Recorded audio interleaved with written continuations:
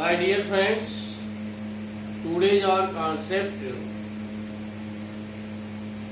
predicate parts. Last video में भी आपने प्रेडिकेट पार्ट के बारे में देखा था और आज का भी जो कॉन्सेप्ट है वो भी प्रेडिकेट पार्ट। वास्तव में प्रेडिकेट पार्ट को मैं कल ही बताया था। The part which says about the subject is by the predicate of the sentence। तो जो सब्जेक्ट के बारे में डिटेल करे वो प्रेडिकेट पार्ट्स है। इसके 4 पार्ट्स हैं, वर्ब, ऑब्जेक्ट, कॉम्प्लीमेंट, अदर्स।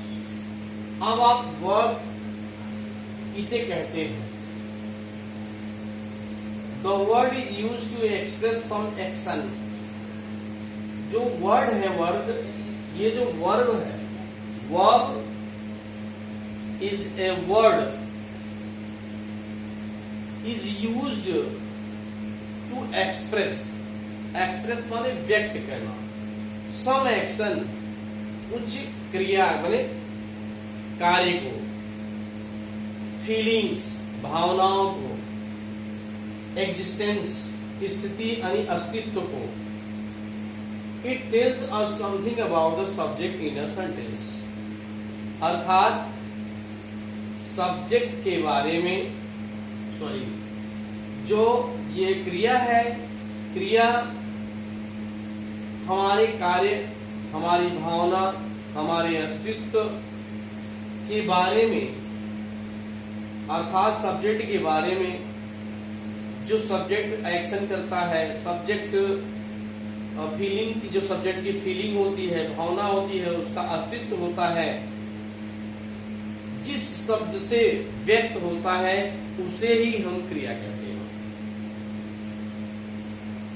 समझ गए? सब्जेक्ट क्या होता है ये तो आप लास्ट वीडियो में देख चुके हैं। तो सब्जेक्ट की भावना, उसका एक्शन, उसका अस्तित्व जिस शब्द से व्यक्त होता है, जो शब्द एक्सप्रेस करता है यानी व्यक्त करता है, उसे ही हम वर्ब कहते हैं।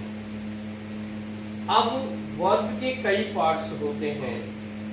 लास्ट वीडियो में ही मैंने चर्चा किया था हेल्पिंग वर्ब, दूसरा है मेन वर्ब। तो किसी भी सेंटेंस में हेल्पिंग वर्ब किस काम के लिए होता है? जब वाक्य अर्थ पूरा करने में मेन वर्ब की सहायता करे तो उसे हम सहायक क्रिया कहते हैं। यह मैंने कल बता दिया लास्ट वीडियो में।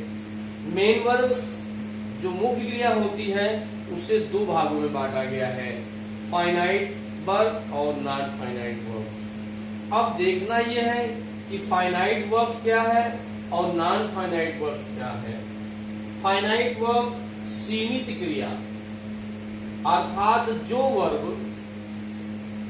नंबर माने वचन, person, first person, second person, third person, तो नंबर और पर्सन या टेंस के बदलने पर क्रिया का रूप भी चेंज हो जाए उसे हम फाइनाइट वर्ब कहते हैं। जब मैं पार्टिसिपल पढ़ा रहा था इंफिनिटी पार्ट्स, जेरेंड इंफिनिटी, तो उस जेरेंड इंफिनिटी पार्ट्स में मैंने फाइनाइट वर्ब्स के बारे में डिटेल दिया है। तो अब आपको ये ध्यान देना है कि नंबर और पर्सन और टेंस के बदलने पर जो वर्ब बदल जाए अथवा सब्जेक्ट के नजदीक भी रहे, दूसरे शब्दों में आप समझ लीजिए कि सब्जेक्ट का गुलाम हो, दास हो, अधीन हो, उसे ही हम फाइनाइट वर्ब कहते हैं। और नॉन फाइनाइट वर्ब किसे कहते हैं?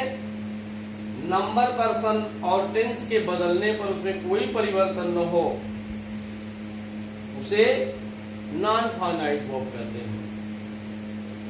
तो अब देखिए, नंबर, पर्सन और टेंस के बदलने पर जो चेंज हो गया, वर्ब चेंज हो जाए, टेंस के अनुसार चेंज हो जाए, उसे हम फाइनाइट वर्ब कहते हैं। यानी कहा जाता है। अब एग्जाम्पल देखिए, she wants to read English, वह अंग्रेजी पढ़ना चाहती है। अब ये देखिए वांट्स हमारी मेन वर्ब है। अब यहाँ सिंगुलर नंबर है, सी एक वचन का सब्जेक्ट है, नाउन है, तो ये यस या यस लगता है वर्ब में। टू रीड वर्ब की दूसरी अवस्था ये क्या हो जाती है, यहाँ वर्ब जो दूसरी वर्ब आती है अर्थात मेन वर्ब के बाद ये इंफिनिटिव कहलाएगी। तो अब आप ये देखना है कि हमारी मेन वर्ब जिसे हम फाइनाइट वर्ब कहते हैं बदलती है कि नहीं बदलती, उसको देखिए। सी wants to read इंग्लिश, वह अंग्रेजी पढ़ना चाहती है। तो आप यहाँ देखिए ये सिंगुलर नंबर में है तो यहाँ यस या यस लग गया, फर्स्ट फॉर्म लग गया। अगर यही प्लूरल में यहाँ आ जाता है तो they want to learn English, they want, अब यहाँ यस या यस हट गया क्योंकि ये प्लूरल नंबर में है सब्जेक्ट। किंतु ये जो वर्ब है इंफिनिटिव जिसे हम नॉन फाइनाइट वर्ब कहते हैं, तो नॉन फाइनाइट वर्ब में कोई चेंजिंग नहीं आई, नंबर भी बदला और पर्सन भी बदला, टेंस भी बदला, लेकिन नॉन फाइनाइट वर्ब में कोई परिवर्तन नहीं आया। ये इसीलिए लिमिट में कहा जाता है, इसे सीमित, हमने इसका नाम दिया है सीमित क्रिया, इसको कहते हैं सीमित क्रिया फाइनाइट वर्ब को। अब ये देखना है they want to learn English, तो they want to learn English में क्या होगा कि ये प्लूरल नंबर में है तो यहाँ वांट ही होगा। अब नया देखिए नेक्स्ट में, ही वांटेड, टेंस बदल गया ना, तो ये वांट्स यहाँ फर्स्ट फॉर्म में यस या यस, ये वांट ओनली फर्स्ट फॉर्म, और ये ही के साथ अगर पास्ट इंडेफिनिट टेंस है तो वांटेड टू रीड इंग्लिश। अब ये देखना है कि ये क्रिया जो हमारी मेन वर्ब है जिसे हम फाइनाइट वर्ब कहते हैं, क्यों कहते हैं, क्योंकि यह सब्जेक्ट का गुलाम होता है, सब्जेक्ट के निकट में होता है, सब्जेक्ट के नंबर परसेंटेज के चेंज होने पर क्रिया का रूप भी चेंज हो जाता है। सो इसलिए इसे फाइनाइट वर्ब कहा जाता है। लेकिन नंबर पर्सन और टेंस के बदलने पर इन क्रियाओं में, इन वर्ब्स में कोई चेंजिंग नहीं होती, इसलिए इसे हम नॉन फाइनाइट वर्ब कहते हैं। उम्मीद करता हूँ कि समझ गए होंगे। हाँ, एक मैं आपसे बीच में रिक्वेस्ट करता हूँ कि वीडियो को हमेशा एंड तक देखना चाहिए और देखा करिए आप लोग, तभी पूरी बात समझ में आएगी और आनंद भी आएगा। इसी बीच में मैं एक छोटा सा रिक्वेस्ट करता हूँ, मेरी छोटी सी रिक्वेस्ट है कि यदि मेरे चैनल पर आप नए हैं तो प्लीज जरूर चैनल को सब्सक्राइब करें, लाइक करें, शेयर करें, ताकि ज्यादा से ज्यादा लाभ इसका लाभ ले सकें। आगे आइए अपने टॉपिक पर। अब ये फिनिट वर्ब तो आप समझ गए कि ये फाइनाइट वर्ब क्या है और नॉन फाइनाइट वर्ब क्या है। अब ये देखना है फाइनाइट वर्ब को भी दो वर्गों में बांटा जाता है, दो वर्गों में बांटा जाता है। फाइनाइट वर्ब को ट्रांजिटिव वर्ब जिसे हिंदी में हम सकर्मक क्रिया कहते हैं, और इनट्रांजिटिव वर्ब जिसे हम अकर्मक क्रिया कहते हैं। तो दोनों को समझिए। ट्रांजिटिव वर्ब क्या है? ट्रांजिटिव वर्ब सकर्मक, सकर्मक माने सकर्मक क्रिया, सकर्मक, स का मतलब सहित, जिस क्रिया के साथ कर्म भी हो, ऑब्जेक्ट हो, कर्म मीन्स ऑब्जेक्ट, उसे हम सकर्मक कहते हैं। और जिस क्रिया से वाक्य का अर्थ पूरा स्पष्ट हो जाए बिना ऑब्जेक्ट के, उसे हम अकर्मक कहते हैं। यहाँ मैंने दिया ट्रांजिटिव वर्ब सकर्मक क्रिया that which requires an object, जिसमें एक ऑब्जेक्ट की आवश्यकता होती है, उसे हम ट्रांजिटिव वर्ब कहते हैं। As example, he sang a song, वह एक गीत गाया।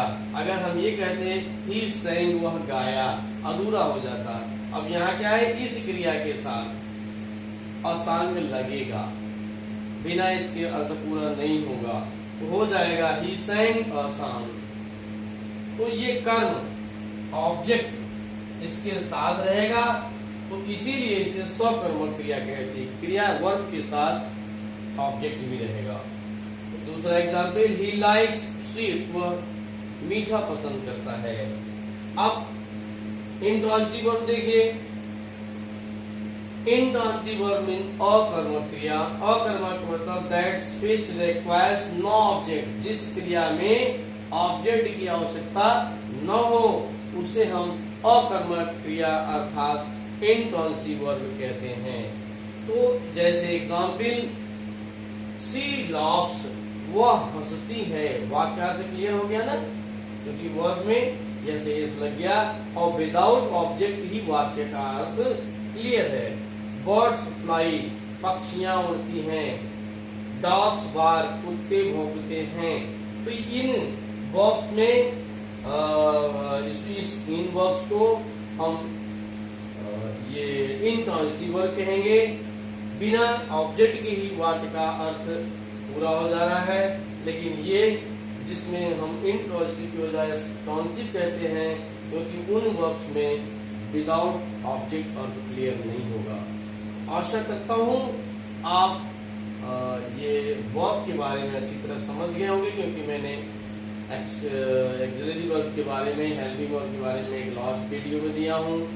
आपको थोड़ी सी चर्चा कर दिया, और अब आप वर्ब के बारे में, जो मेन वर्ब है, मेन वर्ब को दो भागों में बांटा गया, finite verb, non finite verb. फिर फाइनाइट वर्ब को ही दो भागों में बांटा गया। नॉन फाइनाइट वर्ब के बारे में मैंने लास्ट वीडियो में हम इंफिनिटिव जो पढ़ा रहे थे तो उसमें दिए हैं, उसको आप प्लीज देखेंगे तो निश्चित समझ में आ जाएगा। इस प्रकार से अब आप फाइनाइट वर्ब को दो भागों में डिवाइड किया गया है। जो फाइनाइट ट्रांजिटिव वर्ब और इंट्रांजिटिव वर्ब है वो भी समझ गए होंगे। आगे मैं आपको ऑब्जेक्ट के बारे में नेक्स्ट वीडियो में जरूर देंगे। आज इतना ही कहा जा रहा है, उम्मीद की जा रही है कि आप इसको अच्छी तरह समझ गए होंगे। अगर मेरे चैनल ये नहीं समझ में आता है, सॉरी, तो आप इसको अगेन एंड अगेन देखें। इसके बावजूद अगर कोई प्रॉब्लम होती है तो मुझसे आप प्लीज कमेंट करें, मैं आपकी समस्या को दूर करूंगा। Thanks for watching my video. Okay.